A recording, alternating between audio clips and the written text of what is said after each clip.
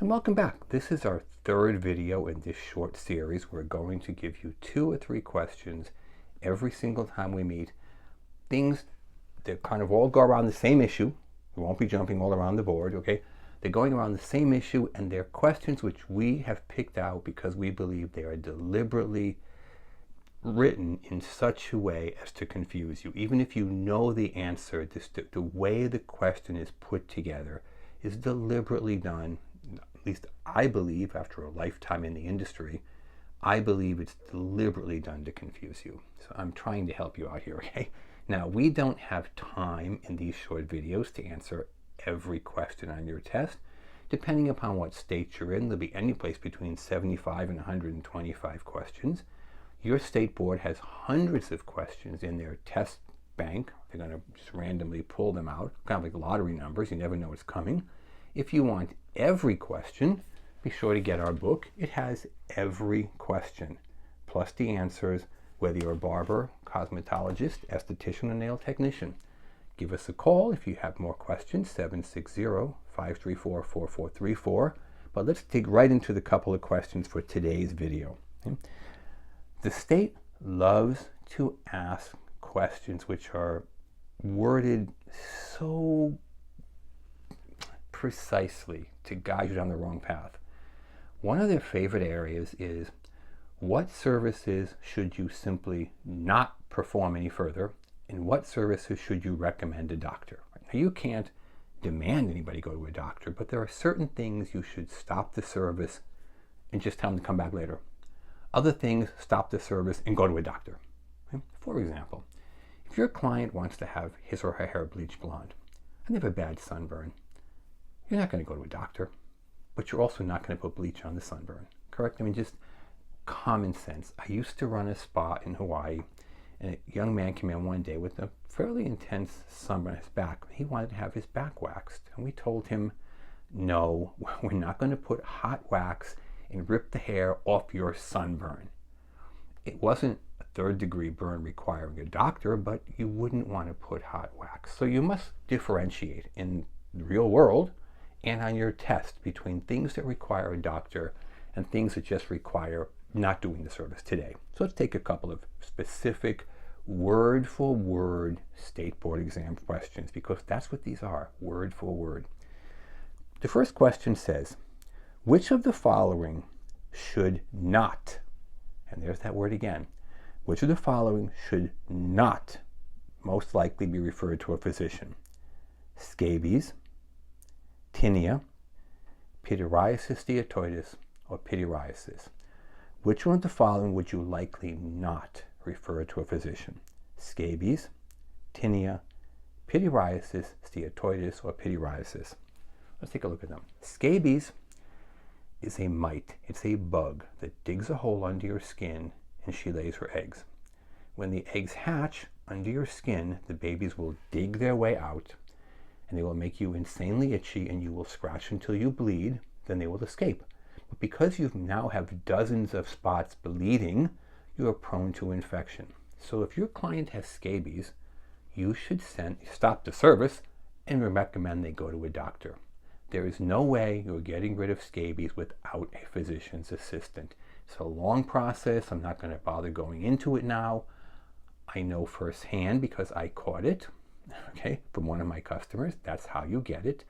You get it from direct physical contact. Well, what do we do all day? We have direct physical contact with our clients.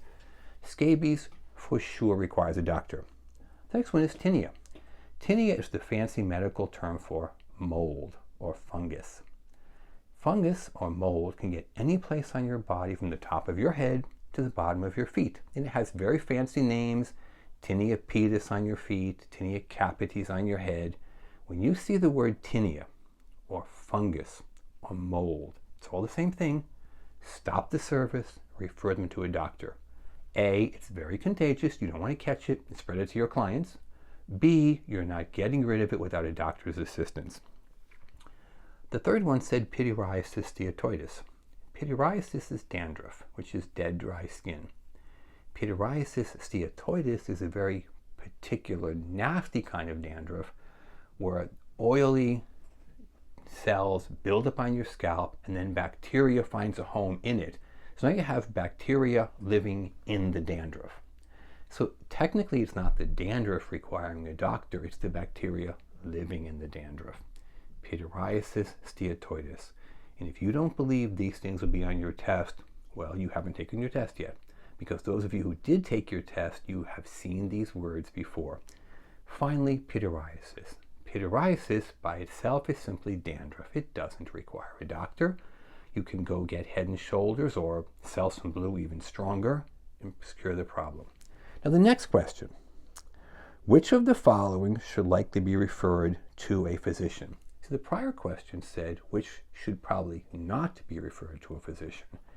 This one reads almost identical, but the word not is missing. Which of the following should likely be referred to a physician? Carbuncles, tinea, scabies, or all of the above?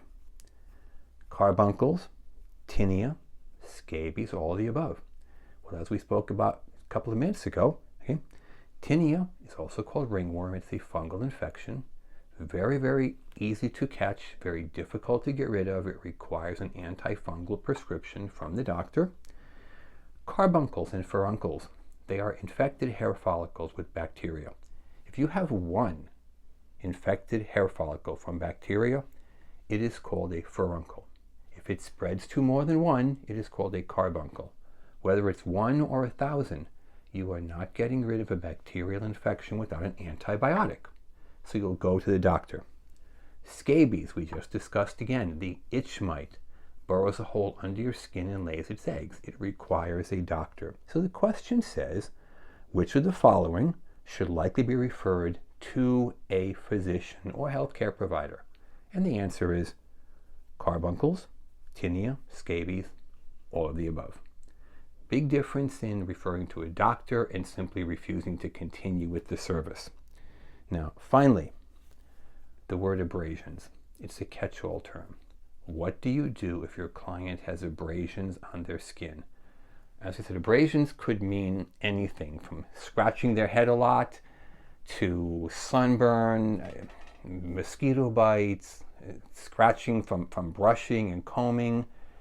Generally speaking, if your client has abrasions on their scalp, you would want to avoid chemical services. Haircuts, blow dries, things like this, not a problem.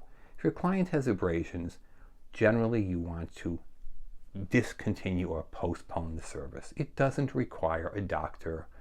A sunburn doesn't need a doctor. Mosquito bites don't need doctors. But all these things are a problem, especially with chemicals. So abrasions on the scalp, postpone the service. As I said, if you want every question, you can get our book. Give us a call. If you can't find it on the website, 760-534-4434. Visit online, www.cosmetologystateboardexam.com, and look forward to our next video. We'll continue a few more of these questions.